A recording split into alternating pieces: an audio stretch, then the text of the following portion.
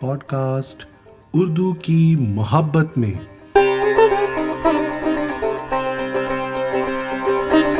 Episode 13 13वीं किस्त।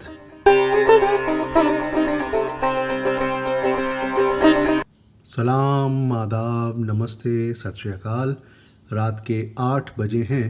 मैं देव हिंदवी आप सबका अदब व सुखन की इस महफ़िल में इस्तकबाल करता हूँ और खुशामदीद कहता हूँ।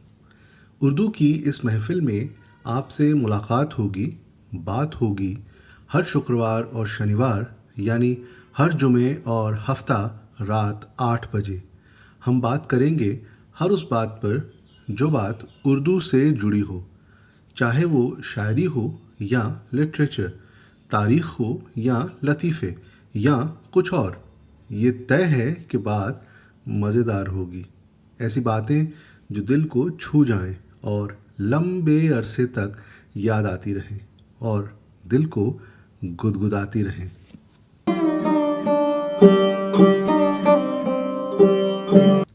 उर्दू की इस महफ़िल में आज बात होगी दास्तान गोई पे। फिर हम बात करेंगे उर्दू के एक जाने माने शायर के बारे में। तीसरे हिस्से में एक छोटा सा किस्सा, फिर एक लतीफ़ा और आखिर में एक यादगार शायरी। तो आइए शुरू करते हैं पॉडकास्ट उर्दू की मोहब्बत में।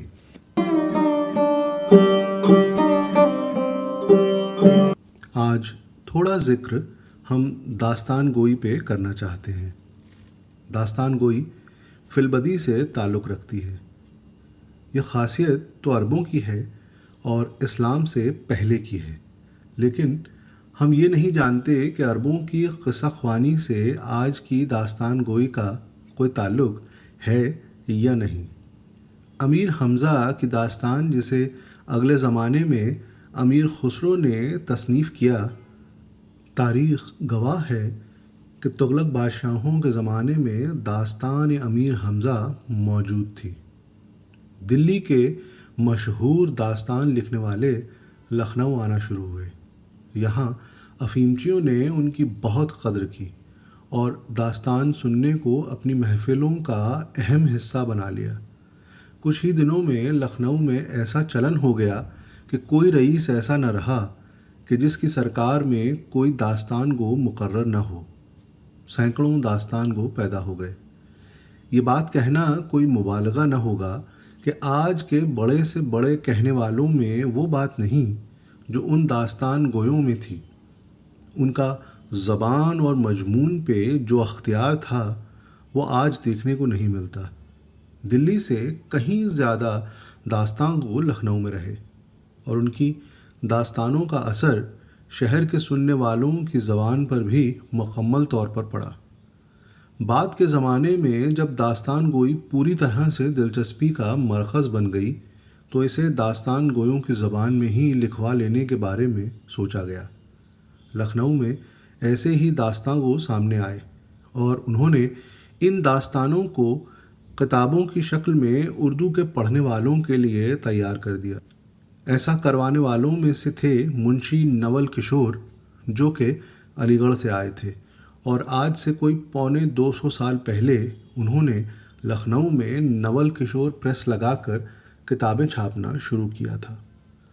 चुनांचे जाह और कमर ने ये काम किया और लोगों को तिलिस्म होशरुबा किताब की शक्ल में पढ़ने को मिली। दास्तान पे हम और बात करेंगे, लेकिन अगले एपिसोड में।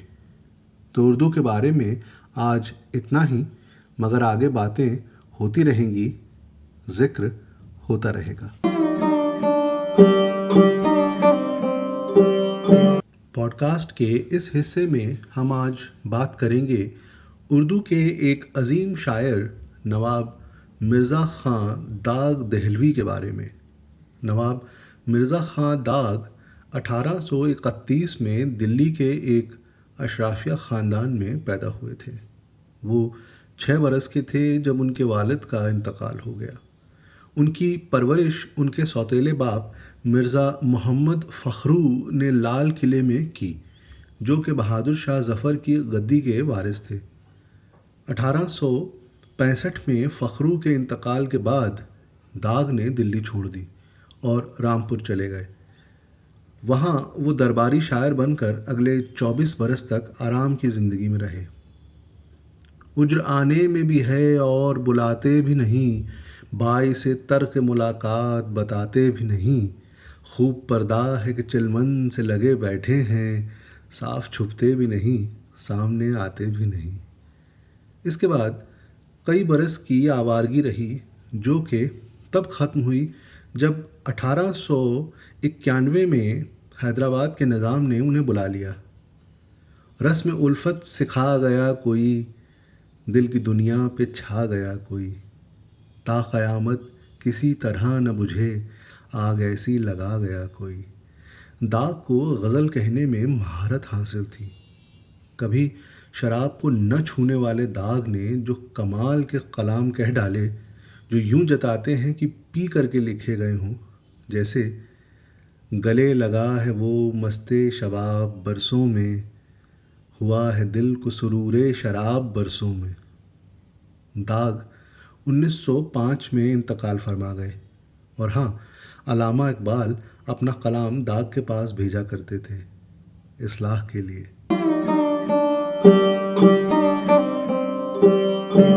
اور اب وقت ہے ایک قصے کا۔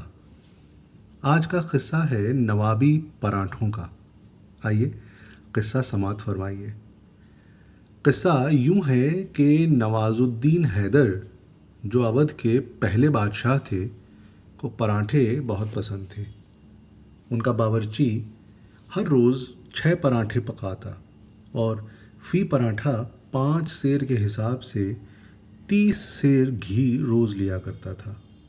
ایک دن وزیر معتمد الدولہ آغا میر نے شاہی باورچی کو بلا کر پوچھا، ارے بھائی، یہ 30 سیر گھی کا کیا ہوتا ہے؟ تو اس نے کہا، حضور، پراٹھے پکاتا ہوں۔ کہا، بھلا میرے سامنے تو پکاؤ۔ اس نے کہا، بہت اچھا۔ پراٹھے پکائے، جتنا گھی کھپایا اور جو باقی بچا پھینک دیا۔ معتمد الدولہ آغا میر نے یہ دیکھ کر حیرت سے کہا، پورا گھی تو خرچ نہیں ہوا۔ اس نے کہا، اب یہ گھی تو بالکل تیل ہو گیا، اس قابل تھوڑے ہی ہے کہ کسی اور کے کھانے میں لگایا جائے۔ وزیر سے جواب تو نہ بن پڑا، مگر حکم دے دیا کہ آئندہ سے صرف 5 سیر گھی دیا جائے۔ فی پراٹھا 1 سیر گھی بہت ہے۔ باورچی نے کہا، بہتر، میں اتنے ہی گھی میں پکا دیا کروں گا۔ مگر وزیر کی روک ٹوک سے ایسا ناراض ہوا کہ معمولی قسم کے پراٹھے پکا کر بادشاہ کو کھانے پر بھیج دیے۔ جب کئی دن یہی حالت رہی تو بادشاہ نے شکایت کی کہ یہ پراٹھے اب کیسے آتے ہیں؟ باورچی نے عرض کیا کہ جیسے پراٹھے نواب معتمد الدولہ بہادر کا حکم ہے، پکاتا ہوں۔ بادشاہ نے اس کی اصل وجہ پوچھی تو اس نے سارا حال بیان کر دیا۔ فوراً معتمد الدولہ کی یاد ہوئی۔ اس نے عرض کیا، جہاں پناہ، یہ لوگ خواہ لوٹتے ہیں۔ بادشاہ نے اس کے جواب میں 10-5 تھپڑ اور گھونسے رسید کیے، خوب مارا اور کہا، تم نہیں لوٹتے ہو؟ جو تم ساری سلطنت اور سارے ملک کو لوٹ لیتے ہو، اس کا خیال نہیں؟ یہ جو تھوڑا سا گھی زیادہ لے لیتا ہے، اور وہ بھی ہمارے کھانے کے لیے، یہ تمہیں نہیں گوارا ہے۔ بہرحال معتمد الدولہ نے توبہ کی، کان امیٹھے تو خلعت عطا ہوا، اور اس بات کی یہ نشانی مانی جاتی تھی کہ آج جہاں پناہ نے اپنا محبت بھرا ہاتھ پھیرا ہے۔ پھر اپنے گھر آئے۔ اس کے بعد انہوں نے کبھی اس رقابدار کے کام پر اعتراض نہ کیا، اور وہ اسی طرح 30 سیر گھی روز لیتا رہا اور پراٹھے پکاتا رہا۔ کھانا پکانے والوں کے بھی گروہ ہوا کرتے تھے، اور یوں کھانا پکانے کا علم آگے بڑھایا جاتا تھا۔ مگر وہ قصہ پھر کبھی۔ اب آج کا لطیفہ۔ اکبر کے مشہور ہو جانے پر بہت سے لوگوں نے ان کی شاگردی کے دعوے کر دیے۔ اکبر یعنی اکبر الہ آبادی۔ ایک صاحب کو دور کی سوجی، انہوں نے خود کو اکبر کا استاد مشہور کر دیا۔ اکبر کو جب یہ اطلاع پہنچی کہ حیدرآباد میں ان کے ایک استاد کا ظہور ہوا ہے تو کہنے لگے، ہاں مولوی صاحب کا ارشاد سچ ہے۔ مجھے یاد پڑتا ہے میرے بچپن میں ایک مولوی صاحب الہ آباد میں تھے، وہ مجھے علم سکھاتے تھے اور میں انہیں عقل، مگر دونوں ناکام رہے، نہ مولوی صاحب کو عقل آئی اور نہ مجھ کو علم۔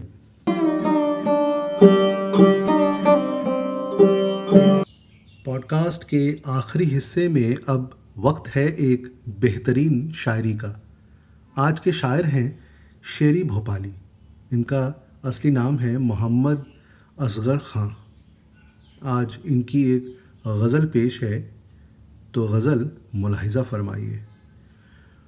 ان سے ہمیں کچھ کام نہیں ہے، دل کو مگر آرام نہیں ہے۔ ان سے ہمیں کچھ کام نہیں ہے، دل کو مگر آرام نہیں ہے۔ میری تباہی میرا مقدر، میری تباہی میرا مقدر، آپ پہ کچھ الزام نہیں ہے۔ عشق ہے ایسا عالم جس میں، عشق ہے ایسا عالم جس میں صبح نہیں ہے شام نہیں ہے۔ حسن کے جلوے مانگنے والوں، حسن کے جلوے مانگنے والوں، عشق کی دولت عام نہیں ہے۔ ہم کو نہ اپنا کہہ کے پکارو، ہم کو نہ اپنا کہہ کے پکارو، یہ تو ہمارا نام نہیں ہے۔ اتنا بھی کیا شیری سے تکلف، اتنا بھی کیا شیری سے تکلف، ایسا تو وہ بدنام نہیں ہے، ایسا تو وہ بدنام نہیں ہے۔ بڑی خوب غزل ہے۔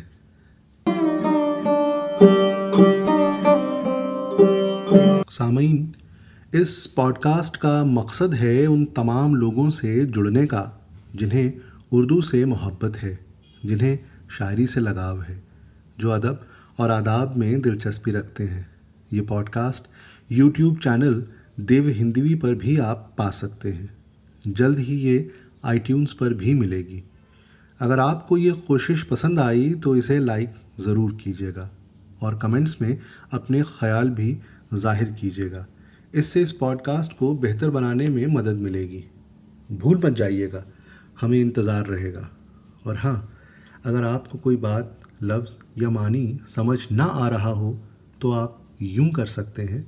اگر آپ اسے یوٹیوب پر سن رہے ہیں یا فیس بک پر سن رہے ہیں تو نیچے تبصرے یعنی کمنٹ کے لیے جو جگہ ہے وہاں آپ اپنی بات لکھ دیں، آپ کو جواب ملے گا۔ اور ہاں، پیج اور چینل کو پسند یعنی لائک کرنے کی عنایت بھی ضرور فرمائیے گا۔ تو خواتین و حضرات، اب وقت ہے آپ سے اجازت لینے کا۔ آپ خوش رہیں، سلامت رہیں، خدا محفوظ رکھے ہر بلا سے۔ تو دیجیے دیو ہندوی کو اجازت، پھر ملاقات ہوگی، پھر بات ہوگی اگلے ایپیسوڈ میں ٹھیک رات 8 بجے۔ تب تک کے لیے جی ہاں، شب بخیر۔